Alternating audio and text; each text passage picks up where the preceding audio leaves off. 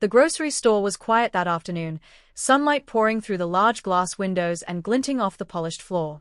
Shelves were neatly stacked, the hum of refrigerators filled the air, and everything looked normal, almost too normal for what was about to unfold. Near the dairy aisle stood two small children, a brother and sister, who seemed out of place amid the comfort and cleanliness of the store.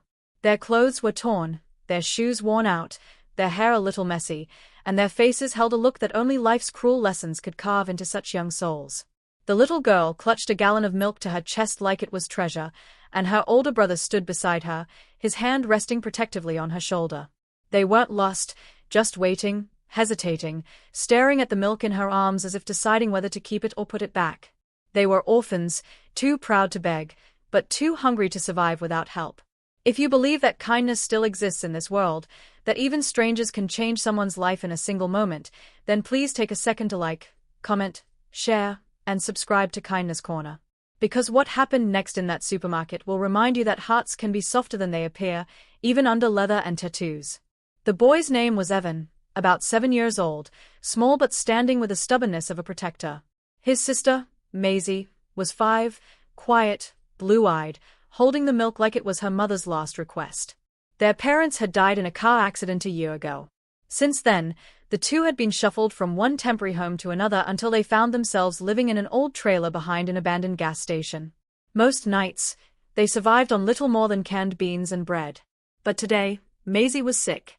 She'd been coughing all night, her lips pale, and Evan knew milk was the one thing that could help her feel better. He had walked her to the store, holding her hand tightly, promising her they would somehow bring it home. They had no money, only courage. As they stood near the aisle, debating what to do, 3 men entered from the far end, rough-looking, broad-shouldered, their leather vests carrying the Hells Angels emblem that made people instinctively move aside. The sound of their boots echoed down the aisle.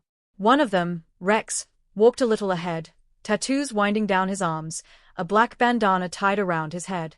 Behind him were Cole and Maverick, both built like the kind of men you wouldn't want to cross. Most shoppers looked away, but Evan didn't. He stood his ground, clutching Maisie's hand as the bikers approached.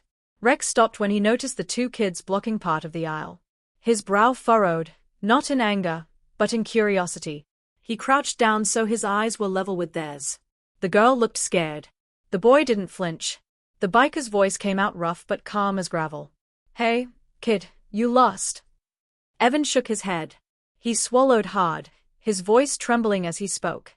"No, but we don't have money for this milk. My sister's sick. Can you pay for it? I promise we'll return the money when we grow up." The biker didn't respond right away. Behind him, his friends exchanged silent glances.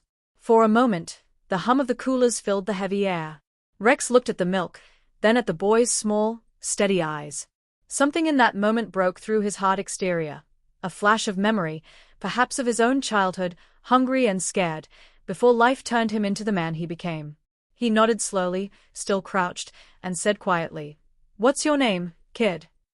"Evan," he said, his voice barely above a whisper.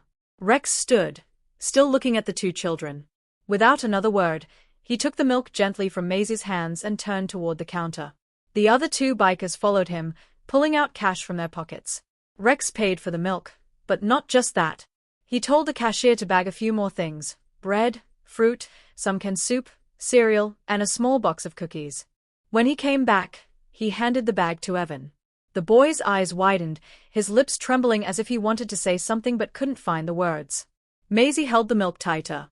Rex placed a hand on Evan's shoulder and said softly, "You don't owe me anything. Just grow up good. That's how you pay me back." The children stared at him, silent, confused by the kindness. Evan managed to nod, whispering, "We will."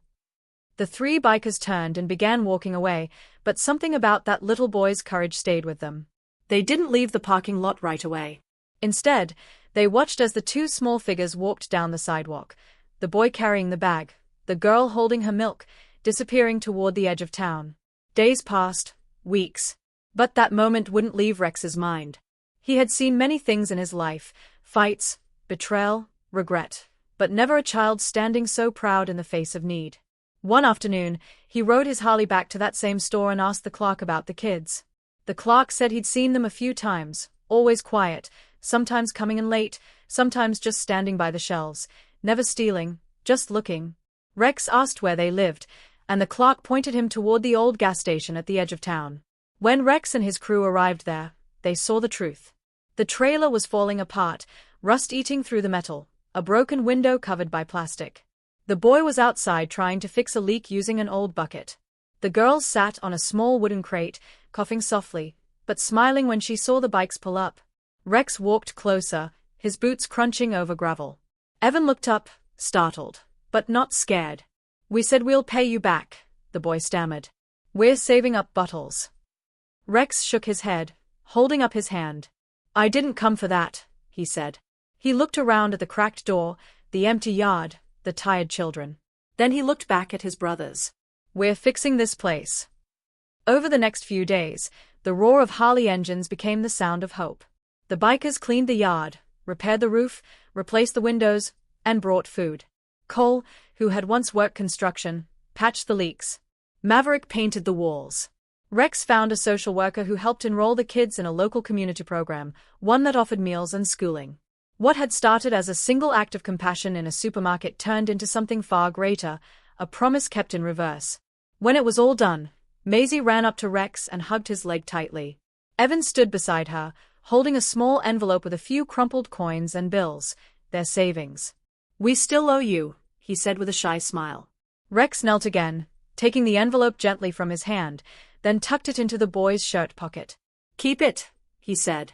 "Use it when someone else needs help. That's how you pay me back." If this story touched your heart, if you believe kindness can come from the most unexpected people, please like, share, and subscribe to Kindness Corner. Your support helps stories like this reach more hearts. Before we end, tell us in the comments, what would you have done if you were in Rex's place? As the bikers rode off into the fading light, the sound of their engines blended with the laughter of the children echoing through the quiet evening air. And though the world outside kept moving as always, for one small corner of it, that old gas station, that small trailer, and those two little hearts, everything had changed forever. Because sometimes, kindness doesn't just buy a jug of milk, it buys back someone's faith in humanity.